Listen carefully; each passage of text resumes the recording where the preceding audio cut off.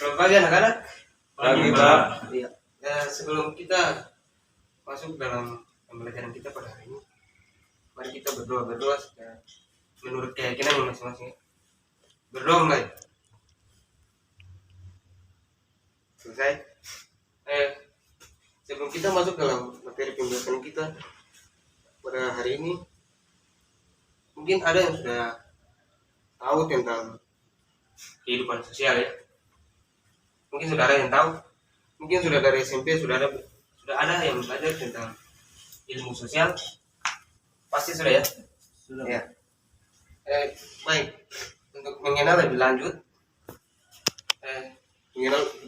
kita mengenal lebih lanjut tentang sosiologi atau ilmu sosial di kehidupan kita sehari-hari.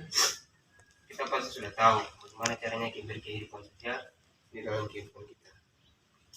Masih yang kita akan bahas hari ini itu tentang sosiologi sebagai ilmu dan metode. Sosiologi sebagai ilmu dan metode. Jadi untuk kita sekarang, anak-anak sekarang sudah berada di kelas 1 SMA ya. Iya, Pak. Kelas 1 SMA ya, pasti sudah tahu tentang kehidupan sosial. Mungkin sudah banyak. Tapi di sini Pak Guru akan membahas sedikit tentang bagaimana caranya kita berkehidupan sosial dan keluarga bahkan masyarakat. Ya, di sini yang pertama kita akan bahas sosiologi sebagai ilmu. Jadi secara etimologi sosiologi terdiri dari dua kata, terdiri dari dua suku kata, yaitu yang pertama tentang yaitu sokios atau logos. Sokios merupakan bahasa Latin yang berarti teman, sedangkan logos merupakan bahasa Yunani yang berarti kata atau berbicara. Jadi di sini kita dalam berkehidupan sosial kita harus dikenal dengan cara berkomunikasi dan berkomunikasi yang baik dengan masyarakat bahkan keluarga.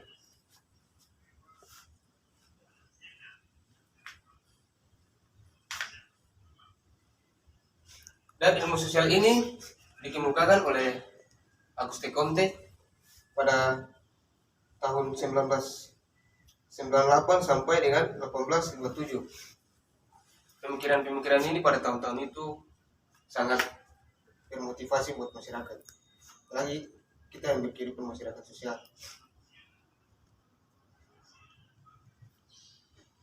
Dan juga ada beberapa tokoh juga yang mengemukakan tentang pemikiran yang bukan yang mengemukakan tapi yang mengembangkan pemikiran-pemikiran Auguste Comte pada saat itu tentang masyarakat dan kehidupan sosial.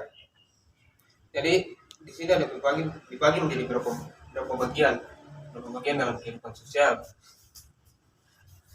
Jadi yang pertama di sini yaitu menurut Max Weber, sosiologi merupakan ilmu yang berhubungan dengan pemahaman terhadap tindakan-tindakan sosial dan sekaligus berhubungan dengan suatu penjelasan kasual atau mengenai arah, tujuan dan konsep dan tindakan sosial.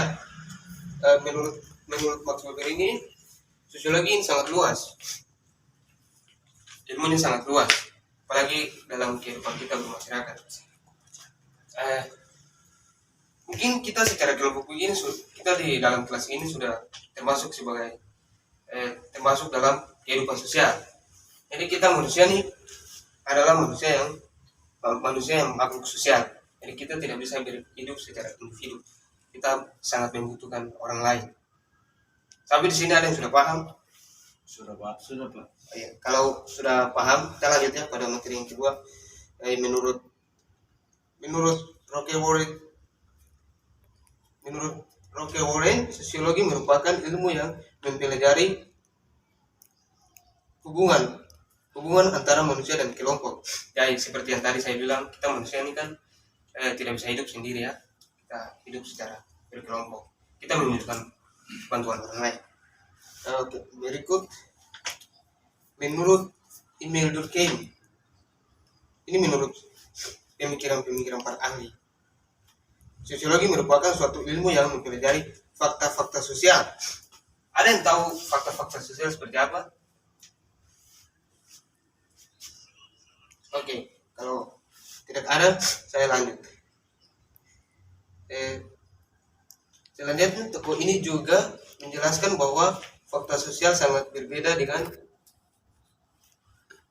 faktor individu.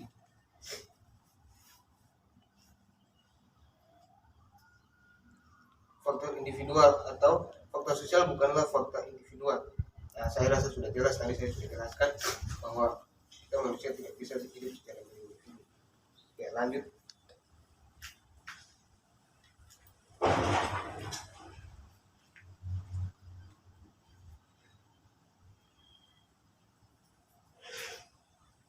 Ya. Sekarang poin yang berikut, masyarakat merupakan sekumpulan orang yang meliputi disiplin ilmu tertentu untuk mempelajari dan sekaligus mengembangkan bidang keilmuan sesuai dengan disiplin ilmu yang dipilih.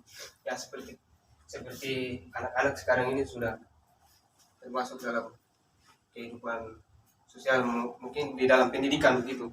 Kita juga perlu pendidikan, kita sebagai manusia perlu pendidikan untuk bisa hidup menuju kehidupan yang baik dalam kehidupan masyarakat, bahkan juga kehidupan sosial kita hari-hari.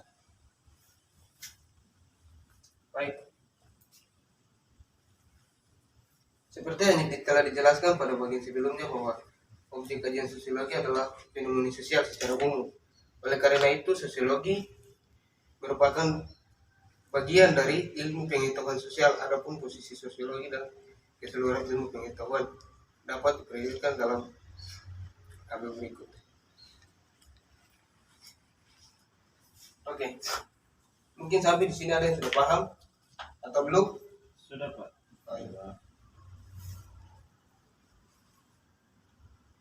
Adapun beberapa objek kajian sosiologi yang merupakan fenomena sosial secara umum memungkinkan berkembangnya beberapa cabang dalam disiplin ilmu sosiologi, diantaranya adalah sebagai berikut.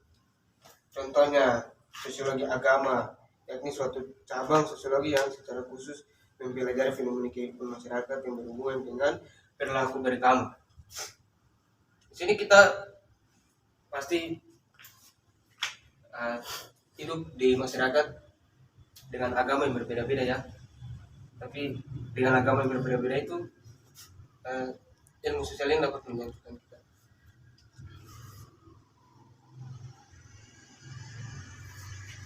Dalam ilmu sosial juga ada ilmu sosial politik. Ilmu sosial politik di sini banyak. Lalu kita dalam pendidikan mungkin kita perlu hubungan politik.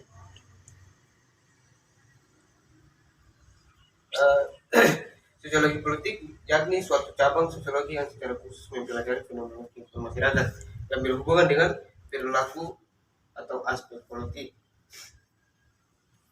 Sampai di sini ada yang paham? Paham, Pak. Paham? Ya, kalau sudah ada yang paham, nanti sebentar saya berikan tugas buat kalian masing-masing untuk kerjakan di rumah.